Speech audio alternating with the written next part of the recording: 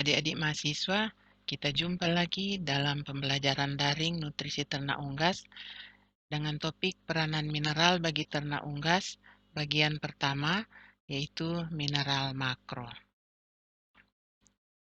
Dari sudut pandang nutrisi, mineral adalah bahan anorganik yang dibutuhkan untuk proses kehidupan baik dalam bentuk ion atau elemen bebas, diperoleh dari makanan karena tubuh tidak dapat memproduksi.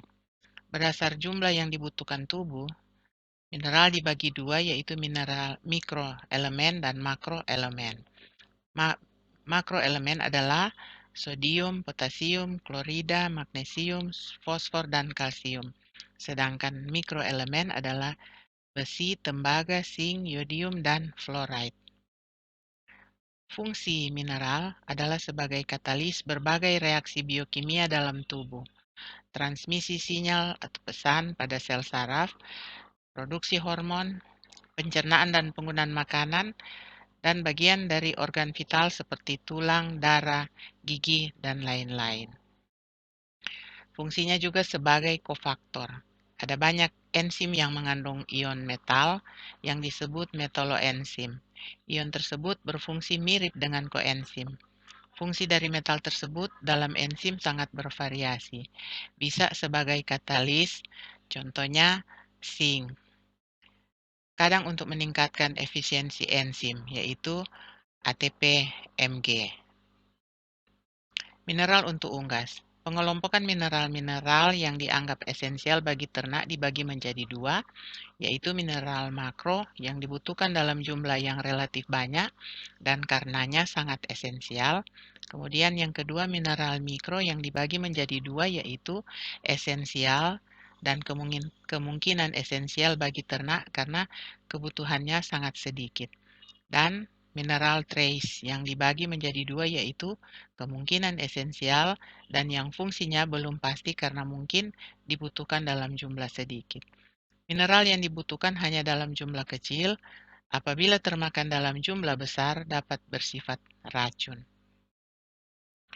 Mineral-mineral yang diketahui bersifat toksik apabila termakan dalam jumlah banyak adalah selenium, fluorin, arsen, timah hitam, perak, dan molibdenum. Akan tetapi, beberapa di antaranya dalam jumlah sedikit bersifat esensial. Mineral-mineral esensial ditemukan dalam sebagian besar makanan, terutama biji-bijian, buah, dan sayuran, produk susu, daging, dan ikan. Tapi unsur-unsur ini biasanya terdapat dalam makanan hanya dalam jumlah sedikit.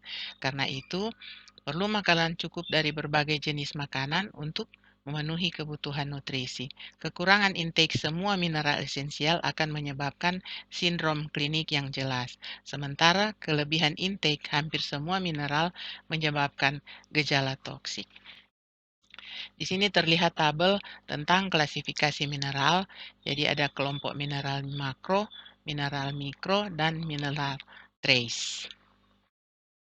Kalsium adalah mineral yang terbanyak dalam tubuh. Lebih dari 95% dari kalsium ditemukan dalam tulang dan gigi sebagai komponen struktural mineral tulang atau hidroksiapatit, suatu kompleks dari ion-ion kalsium, fosfat, dan hidroksil. Kalsium juga ada dalam serum yang berfungsi sebagai penggumpal darah, juga berfungsi sebagai pengatur yang sangat penting pada sitosol sel. Kalsium intrasel diperlukan untuk kontraksi otot, pengantar impuls saraf, serta berbagai reaksi enzimatik.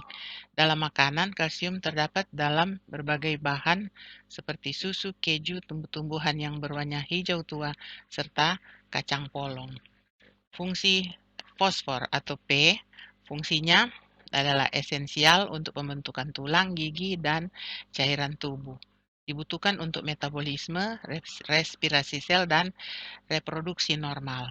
Gejala defisiensi sama dengan defisiensi kalsium, selera makan berkurang, gangguan reproduksi. Sumbernya adalah di kalsium fosfat, tepung tulang. Fosfor juga terdapat di dalam tulang. Di dalam sel, ia merupakan bagian terpadu dari DNA, RNA, fosfolipid, dan gula fosfat. Magnesium juga berada di dalam tulang dan di dalam sel. Logam ini berhubungan dengan fungsi enzim, terutama enzim-enzim yang menggunakan ATP. Potasium atau K atau kalium merupakan mineral esensial dan banyak dikenal sebagai elektrolit. Fungsi tubuh normal tergantung pada konsentrasi K di dalam dan luar sel. Berfungsi sebagai menjaga potensial membran sel, kofaktor enzim, elektrolit utama dalam darah. Kalium adalah ion intrasel yang terbanyak dan berperan dalam mengantar impuls saraf serta berbagai reaksi enzimatik. Sodium atau Na dan chloride atau klorida sama dengan NaCl, membuat rasa enak pada makanan. Kelebihan sodium dapat menyebabkan hipertensi. Natrium dan klorida yang terpenting sumbernya dalam makanan ialah garam dapur. Keduanya berperan dalam mempertahankan keseimbangan air dan pH darah. Selain itu, natrium diperlukan untuk pengantar impuls saraf. Sekarang magnesium. Magnesium merupakan kation bivalen, cenderung berfungsi sebagai kelator. Lebih banyak ditemukan di intraseluler sel daripada di serum darah. Mineral penting, magnesium adalah mineral penting selain kalsium dan fosfor.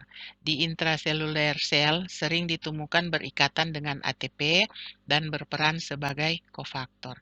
ATP yang berikatan dengan magnesium merupakan substrat yang lebih efektif bagi enzim-enzim yang membutuhkan ATP. Fungsi sama dengan kalsium dan fosfor.